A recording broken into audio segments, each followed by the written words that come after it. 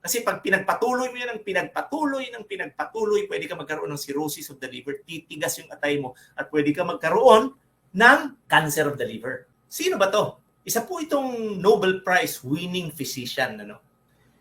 And during the course of his study, accidentally nakita niya tong hepatitis B virus. Ano? Meron akong karanasan. Ano? Alam nyo, there was one anniversary. I think it was the 4th anniversary of DXN in the Philippines. Tapos parang ako yung nag-testimony sa stage. And then one guy from India who was based in Dubai, pagkatapos ko magsalita, nilapitan niya kaagad ako. Tapos sabi niya, kailangan ko ng tulong mo. Iimbitahin kita. Pwede ka bang magsalita sa India? Nakita ko dun sa mata ng tao na talagang kailangan ng tulong. Ano? So umuo ako kasi alam niyo itong negosyo natin, kaya ako masaya dito dahil marami ako natutulungan eh. So umuo ako. Ang hindi ko alam, pagkatapos ko umuo, ang request pala niya was about 2 months. So 2 buwan po ako umikot sa buong India. No? So almost all states of India, napuntahan ko. Yung Uttar Pradesh, yung mga, tawag dito, yung IT capital, napuntahan ko yun. Napuntahan ko yung Taj Mahal. Maganda naman, no? Mabait yung mga tao.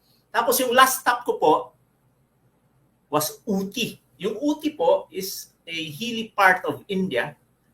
And tumira po kami sa Holiday Inn. Ang ganda ng hotel. Ano? It was a tea farm. Tapos, parang pakiramdam ko, pagod na pagod ako. No? So yun yung meron akong body mali, yung talagang parang masakit yung mga kasukasuan ko. Tapos, nanghihina ako. Tapos meron ako parang lagnat. Hindi ko maintindihan kung may lagnat ako o wala. No? So, ang ginawa ko dun sa Holiday Inn, dahil last stop na yon, wala na akong talk, nagpamasahe po ako. Naalala ko yung masahe was so good. Ano? Kasi binuhusan po ako ng oil sa aking forehead.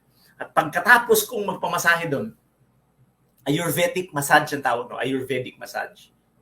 Pagkatapos ko magpamasahe, para po akong hito, para akong catfish. Ang dulas po ng katawan ko, tapos ang instruction sa akin nung nagmasahe sa akin, "Sir, you must go to the shower immediately and take a cold shower." Pero mo mainit yung mantika, minasahe ko, tapos ang instruction niya, mag-ano kagad ako, maligo na malamig. Ano? So ako, naligo naman ako ng malamig para matanggal yung oil sa katawan ko. And I felt a little better. The following morning, lumipad po ako papuntang Dubai because meron pang 5 activities na naghihintay sa akin doon sa Dubai, sa United Arab Emirates. Pagdating ko doon, ang sama ng pakiramdam ko, wala na akong ganang kumain, nanghihina ako, para akong nilalagnat na parang hindi. Tapos para akong antok na antok. Ano? So ang ginawa ko, natulog lang ako and I told Sulaiman, my friend, sabi ko, paki-cancel mo lahat ng activities ko. Parang ang sama ng pakiramdam ko. Wala akong ganang kumain. Pagod na pagod ako. So the following day, kasi gabi na ako dumating doon, sabi niya, "Osler, there's a clinic below. Punta tayo." So pumunta kami doon sa clinic. Tapos pinahiga ako ng doktor. Interview niya ako. No? Interview niya ako. Sinabi ko yung mga nararamdaman ko. Meron parang slight fever. Tapos parang medyo masakit yung tiyan ko. Wala akong ganang kumain. So ang ginawa niya, in-examine po niya ako, no? And he checked for tenderness dito sa aking abdomen. Medyo pinipress niyang ganun yung aking abdomen, ano? And naasar na ako kasi pindot siya ng pindot. Tapos tanong siya ng tanong sa akin, masakit pa? Sabi ko, hindi. So, nag-isip siyang ganun, ano? Then, inulit niya yung examination. Pinindot niya uli yung abdomen ko.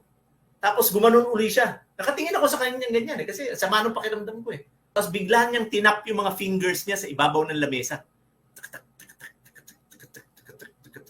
Tapos sinoobserbahan ko siya. Tapos ang sabi niya, "I think hepatitis is coming."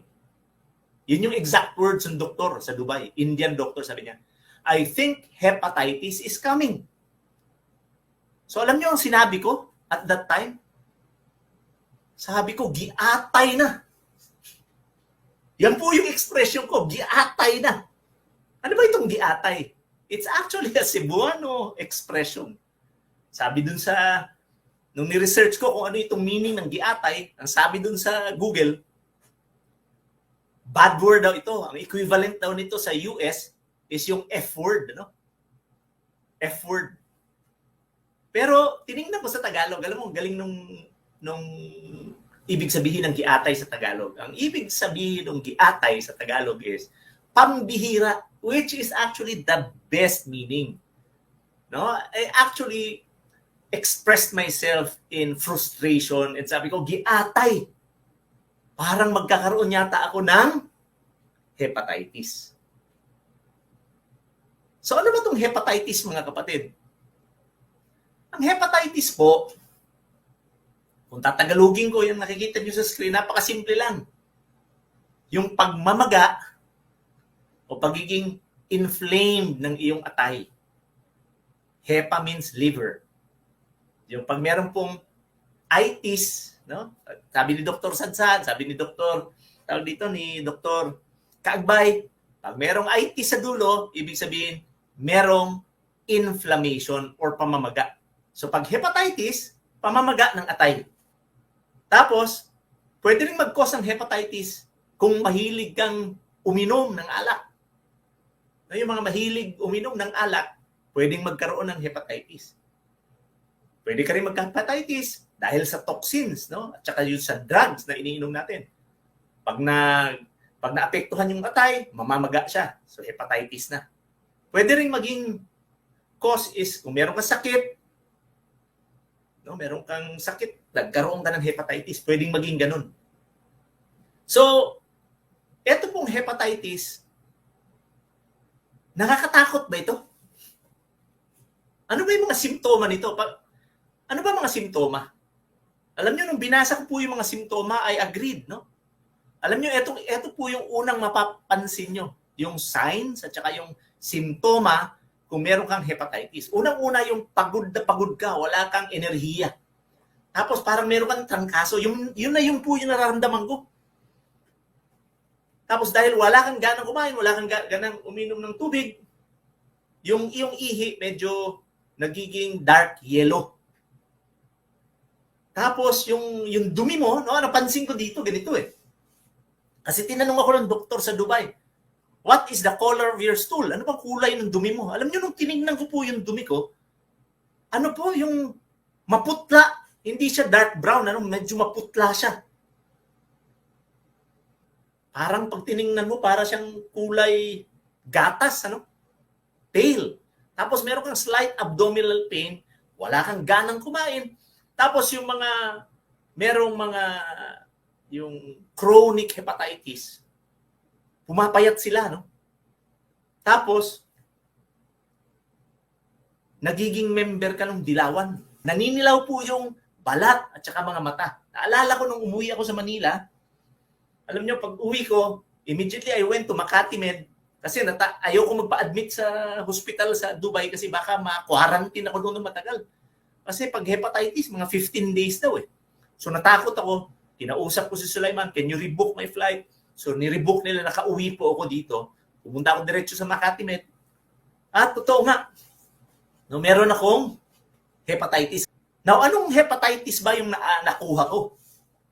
Di ba sabi ko kanina, merong 5 klaseng hepatitis. Hepatitis A, hepatitis B, C, D, and E. No? 5 po yan. At eto po yan. There are 5 types of hepatitis. Ano ba yung kaibahan nito? Okay, discuss natin. Yung hepatitis A po is the most common form of hepatitis. Isa natin ito nakukuha.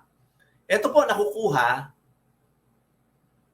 sa pagkain, sa tubig na madumi. Paano nakukuha? Saan po nakukuha yung hepatitis A? Sa dumi po ng tao. Common po ito sa mga squatter area. And where water is not available. Yung mga lugar na wala masyadong tubig. Bakit? Lalo ng mga Pilipino, no? Mga Pilipino, pagkatapos dumimin yan, huhugasan yung puwet. Kung merong shortage sa tubig, hindi nila masyado nahuhugasan yung kanilang kamay. Now, kung sila nakakain ng pagkain na merong hepatitis A virus, papasok sa sistema nila yung pag dumumi sila, kasama yon paghugas mo ng puwet, naghawak-hawak ka nung kung saan-saan, nag-prepare ka ng pagkain, kunyari ginawa mo, yung kilawin, yung kinilaw na isda, pinrepare mo yun, hindi ka nakapaghugas na mabuti. Yung kakain nun, mahahawa ng hepatitis A. At dahil galing ako sa India, hindi naman sa sinisiraan ko yung India. Alam nyo sa India, medyo hindi sila masyadong naguhugas ng kamay. Pagkakain ka, meron silang parang bowl ng tubig. Akala ko, sabaw yun. Munti kong inumin. Sabi nung kaibigan ko, Indian, no, don't drink that. Sabi ko, why? It's used to wash your hands. So, ganun lang sila maghugas ng kamay. Hugasan nila yung kamay nilang ganun. Tapos, kakain sila. Kaya lang, ang sabi nila sa akin, kung ang panghugas nila sa puwet nila yung right hand, yung left hand naman ang ginagamit nila pagkain. Alam nyo ba na ang hepatitis A very common sa India because of that practice? Wala pong gamot itong hepatitis A. Ito po yung tandaan nyo, walang gamot yan. It's a virus. For as long as yung ating pangangatawan malusog at yung immune system natin can fight back, nakaka-recover tayo. Just like we would pag meron po tayong flu. So kung medyo malakas-lakas yung ating katawan, iiksi po yan. Kagaya nung sa akin, dahil yung aking hepatitis only lasted for about 5 days. It should have been 2 weeks. See? Dahil malusog po yung katawan ko. Yan po yung hepatitis A. Saan pa natin, paano pa ba acquiring hepatitis A? Pwede rin pong makakuha yan sa sexual intercourse. Yung exchange of body fluids. So pag hindi nagpa-practice ng safe sex, hindi gumagamit ng condom, so kaya marami kang may multiple partners ka, iba-iba yung babaeng ginagalaw mo, iba-iba yung lalaking nakikipagsiping ka sa iba't ibang lalaki, pwede ka magkaroon ng hepatitis. Pwede mo rin makuha ang hepatitis sa yung gumamit ka ng toothbrush ng iba. Lalo na pag merong yung gingivitis, yung dumudugo, yung gums, Tapos gumamit ka noon, fresh yung blood, ginamit mo, meron kang sugat, pwede ka mahawa. Or, pwede ka rin mahawa pag inoperahan ka, pag hindi malinis yung mga instruments. Pwede ka rin mahawa sa dentista. Pag bumisita ka sa dentista at hindi malinis yung kanyang mga gamit, pwede ka magka-hepatitis. Pwede ka rin magka-hepatitis. Yung mga babae, mga lalaki, mahilig magpa-pedicure, manicure, pwede ka rin dyan. Yung mga brush na ginagamit, basta ma-expose lang doon sa dugo at nagamit sa'yo, buhay pa yung virus, pwede. Kasi ang virus po, hepatitis, tumatagal po ng 7 araw sa labas ng katawan. 7 araw. See? Now, kaya lang itong hepatitis A, hindi naman kailangan gamutin talaga ito. Walang gamot Wala siyang gamot. So the best way for you to avoid hepatitis A is yung tinatawag na vaccination. Vaccination po. Yung mga bata po, alam nyo ba na protocol yan? It's mandatory in the Philippines na pag pinanganak yung baby, within 12 to 24 hours, sasaksakan niya ng vaccine ng hepatitis. Now, ano naman ang kaibahan nitong hepatitis A sa hepatitis B? Actually, yung hepatitis A at saka hepatitis B, yung pag-acquire niyan para magkaroon ka nito, parehos. Pero itong hepatitis B, mas common na kukuha to sa pag pinanganak yung bata, merong hepatitis yung bata, magkakaroon siya ng hepatitis. At itong hepatitis B, hindi lang ito 2 weeks. Pwede ka walang mararamdaman, Dito sa hepatitis A, medyo common yung nararamdaman dyan. Yung mga signs and symptoms, medyo common. Ito, yung hepatitis B, pwedeng wala kang nararamdaman. Lalo na yung mga bata, magkakaroon lang yan ng mga signs and symptoms more commonly after 5 years old. Pag ang bata nagkaroon ng hepatitis above 5 years old, yan, magkakaroon siya ng symptoms within 6 weeks to 6 months. Magkakaroon siya ng signs and symptoms. Kailangan bumisita ka sa doktor. Pero itong hepatitis B, ang rason na pwede kang magkaroon ng cirrhosis of the liver or cancer of the liver. Nung nagkaroon po ako ng hepatitis, mabuti na lang A. Ano ba difference ng cirrhosis at saka ng cancer? Ang cirrhosis of the liver, yung pong scarring, yung nagkakaroon ng peklat. Nagkakaroon ng peklat yung ating atay. Alam nyo yung TB, yung tuberculosis. Di ba pag nagpa-x-ray ka at meron kang unchecked tuberculosis, sasabihin ng doktor, ito uso nung mga panahon ko, yung lungs mo merong spot. Kaya po sa x-ray, meron nakikitang spot kasi mga peklat po yun. Peklat, no? Kasi itong TB, kinakain yung laman ng lungs. So pag x-ray niyo, nakikita may mga sugat, may mga peklat. Ganon din po yung atay, no? Tumitigas yung atay, tapos nagkakaroon siya ng scar. Nagkakaroon siya ng peklat. Tumitigas yung atay kasi ang atay dapat malambot. And eventually, if left untreated, pwedeng mag-progress into liver cancer, no? Hepatitis B. Kaya nga, importante malaman. Kasi kung minsan hindi mo alam na yung tinatawag na asymptomatic, parang COVID. Ano? Yung COVID, pag sinabing asymptomatic, meron kang virus sa loob ng katawan mo. Kaya lang, hindi mo alam na meron ka kasi wala kang nararamdaman na yung panghihi ng katawan, hindi masakit yung kaspusuan mo, wala kang sipon. Ganito rin sa hepatitis. Ano? Itong hepatitis B variant, pwedeng meron ka nito, carrier ka nito, pero wala kang nararamdaman. At yan po yung delikado dahil pwede kang makahawa. Because hepatitis B, C, and D are chronic infections.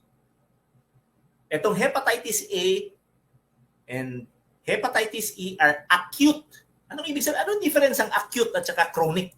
Yung acute po, ang ibig sabihin yan, kasi marami akong naririnig, nung ahente ako ng gamot, parati ako sa ospital, parati ko naririnig, ganito, acute na kasi yung aking, yung aking sakit, acute na. Hindi nila naiintindihan kung ano yung ibig sabihin ng acute. Ibig sabihin ng acute, yung bigla, newly acquired, bigla mong naramdaman. Yung po yung mga simptoma. Yung po yung acute, newly acquired. Yung chronic po, yung long term, matagal. Matagal lang masasayo, nung nalaman mo, meron ka pala. At itong hepatitis B, kung hindi mo alam na meron ka, bubulagain ka na lang yan. Kasi pag nalaman mo meron kang hepatitis B, most often than not, meron ka ng cirrhosis of the liver or liver cancer. Now, itong hepatitis D naman, anong difference ito? Sa A, B, and C. Itong hepatitis D, medyo rare ito kasi hindi nabubuhay itong hepatitis D strain kung walang hepatitis B. So, ang hepatitis D po is a super infection. Ibig sabihin, meron ka ng hepatitis B, dahil merong hepatitis B, nagkaroon ka ng hepatitis D. So how do we prevent hepatitis D? Simple lang, no? Magpa-vaccine po tayo ng hepatitis B vaccine. Kasi pag meron kang hepatitis B vaccine, most often than not, you are protected against hepatitis D, although wala siyang vaccine, kasi kailangan nga niya itong hepatitis B para mabuo itong hepatitis D. Okay? Itong hepatitis E, most often na pareho rin ito nung hepatitis A. Mas mas matapang, mas malakas. So kahit saan dyan, lahat yan nakakahawa, delikado if left untreated. Kasi alam nyo, yung Center for Disease Control and Prevention sa Amerika, sa survey nila, nakita nila 350 million people around the world are infected with hepatitis virus B variant. Yan po yung pinakamarami. At ang matindi po, 16.7% or 7.3 million Filipinos with ages 20 to 40 years old ay merong hepatitis B. Alam nyo ba, na almost 2 persons yan, almost 2 tao yan sa bawat 10 tao sa Pilipinas. So ito yung medyo babantayan natin. Kasi bakit? Hindi po natin alam. Halos lahat po ng meron ito, hindi nila alam na meron sila. Unaware na merong hepatitis B. Tapos tingnan nyo, alam nyo ba na kung ang nanay merong yung buntis, yung buntis na nanay merong hepatitis B. 90% ng kanilang mga anak magde-develop ng chronic infection. 90% of infants. Imagine niyo, 9 out of 10 na mga bata, mga baby na pinanganak na yung nanay merong infection ng hepatitis B, nagde-develop into chronic infections. Ibig sabihin, hindi nila alam na meron sila. And sometimes, a lot of times, nalalaman nila na meron sila nito, meron na silang cancer at liver cirrhosis. Ang sama nun.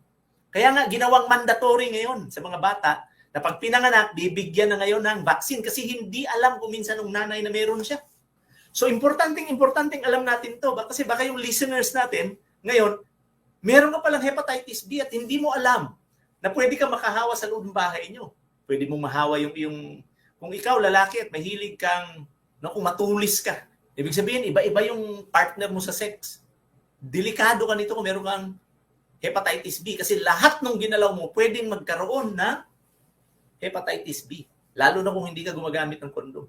Kung ikaw naman babae at malandi ka, marami kang boyfriend, ganun din. Delikado. Okay, mahilig ka pang magpa-manicure, mahilig ka pang magpa-pedicure, nasusugatan ka pa dahil pa iba-iba yung iyong parlor, ano? Bakit kailangan nating alagaan yung ating atay? Kasi yung atay po is it's the second largest organ of the body. Ayan po, nakalista lahat dyan yung ginagawa niya. Katulong po yan ng inyong gallbladder sa paggawa ng abdo, yung bile, para ma-digest po natin yung mga fats sa kinakain natin. Isa pong sala itong ating atay. Tagasala po yan ng toxins. Alam niyo ba na pag umiinom kayo ng alak at hindi ka pa nalalasing, ang rason nun, hindi pa nakakapasok yung alcohol sa blood-brain barrier or sa utak nyo dahil nako-convert pa ng liver yung alcohol into simple sugars for energy of the body.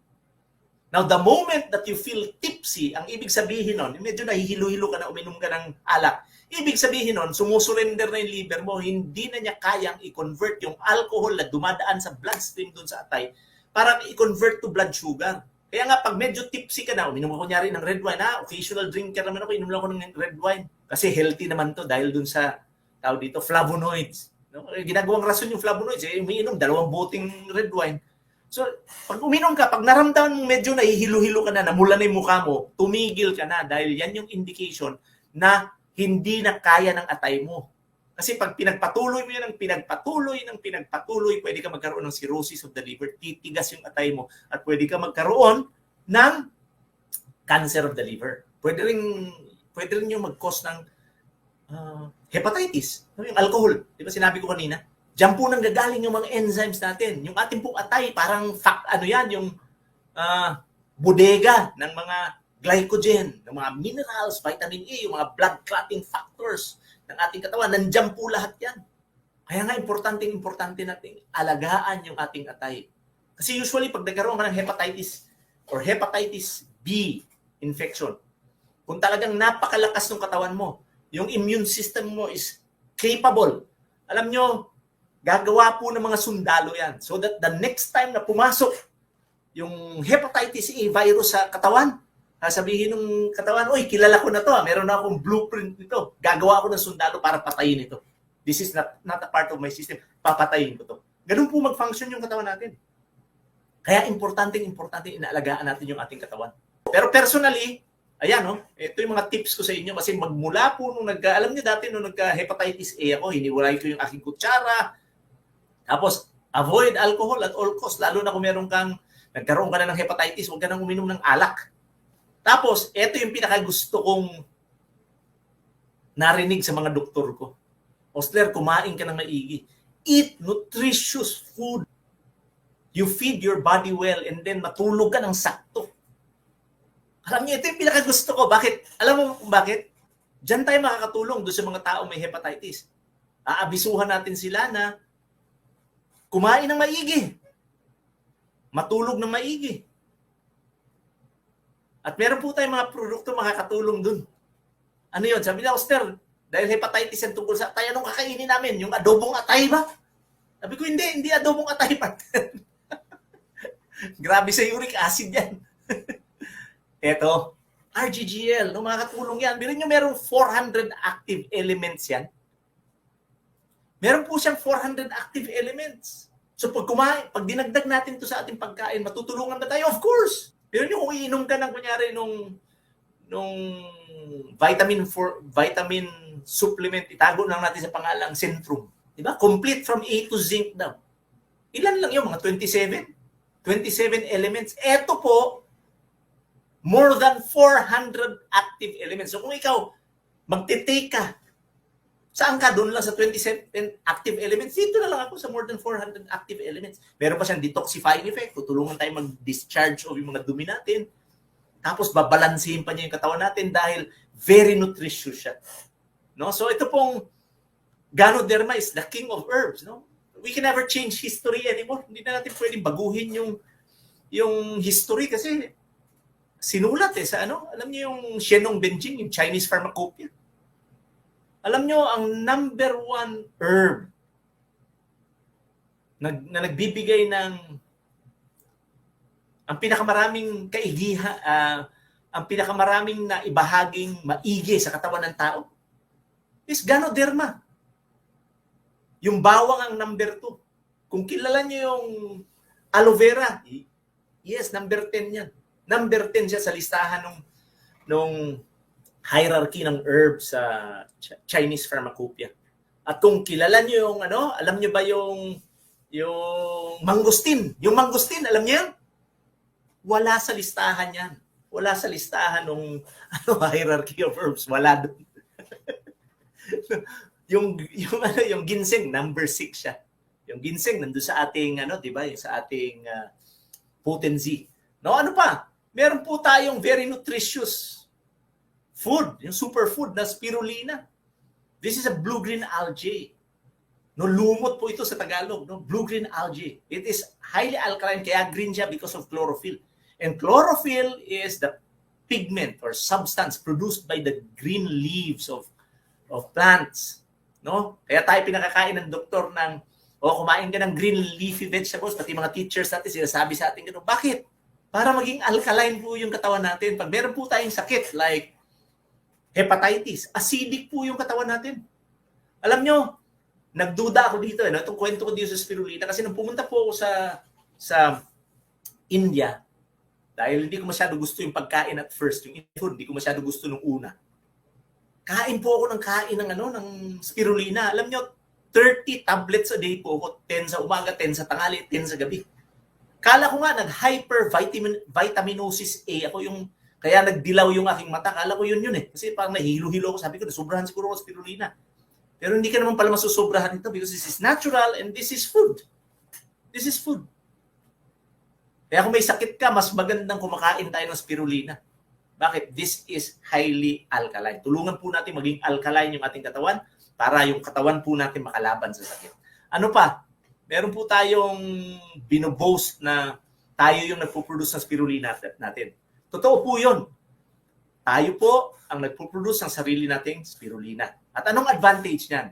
Marami pong spirulina na nanggagaling sa China. Although we have a farm in China. Kaya lang nung nag-usap kami ni Dr. Lim, sabi niya, unique yun sa atin, Ostler, because our pond doesn't touch the ground. Meron siyang nilagay na parang seal, no? Sealed yung ponds natin, so hindi nakakontaminate ng soil.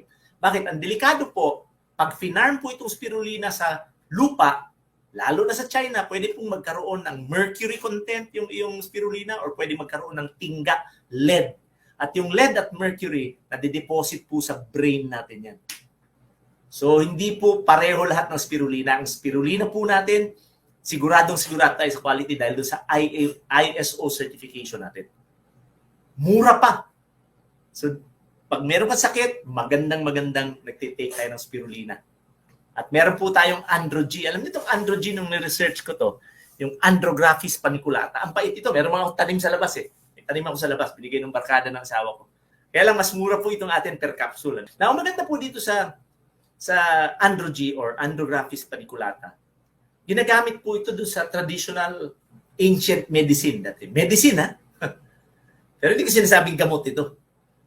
Tanim lang yan, dahon Kaya lang, eto associated itong Andrographis paniculata. Kahit na i-check nyo doon sa Sloan Kettering Cancer Institute, ginagamit doon sa mga infectious cases as supplementation, especially kung yung feverish yung tao. Kung merong infection tao, medyo may lagnat, maganda siya. So, napakaganda po nito sa may mga lagnat, no? Kasi nagre-regulate po siya ng temperature. Ako na ano ko yan, na proof ko yan. Ginawin ako dati, no? Pag umaakit ako sa Mount Apo, talagang nanginginig ako. Pero nung simula po akong nag-take itong Andro-G, my God, nag-regulate po yung temperature. Hindi na ako masyadong ginawin yun. Ginawin pa rin ako, pero hindi na katulad nung dati na talagang nanginginig ako. So, ang galing po nito. Now, ano pa? At nang nakatulong po sa akin sa hepatitis A ko yung ating vitamin C. Sa tingin ko, wala pang Andrew G at that time na nagka-hepatitis A ako. So, itong natandaan ko nung nasa nasa Dubai ako, nag-request na, ubusan ako nito kasi 2 buwan ako sa India, nag-request ako nitong Rosel, Spirulina, at saka RGGL. So, ito yung mga inupakan ko ng inupakan nung may sakit ako. At nagulat po ako nung chinek up ako ng doktor, hindi po tender, hindi po masakit yung aking abdomen kasi tinutusok ng ganun eh. Hindi po tender, no? At on my 5th day in the United Arab Emirates, I felt better. Pero nyo ako 5 araw at hindi po talaga ako nilagnat. Yung pakiramdam ko lang parang may sinat ako pero nung kinukuha yung temperature ko, wala akong lagnat. And wala po akong tenderness sa aking abdomen. And I accredit it to yung mga products na iniinom ko. Halos lahat kasi ng produkto ng DXN iniinom ko eh. See? Pero hindi ko sinasabi sa inyong, kung meron kang hepatitis, siguradong gagaling ka dito ha. Hindi ko sinasabi, hindi ako doktor. It's based on my experience. So wag po kayo maniwala sa akin. Subukan ninyo. So, mga kapatid, idagdag po natin yung mga produkto ng DXN sa ating diet. Turuan po natin yung ating mga kamag-anak. Lalong-lalo na yung mayroong mga sakit na idagdag po sa kanilang diet yung ating mga produkto para makatulong po na makarecover sila kaagad.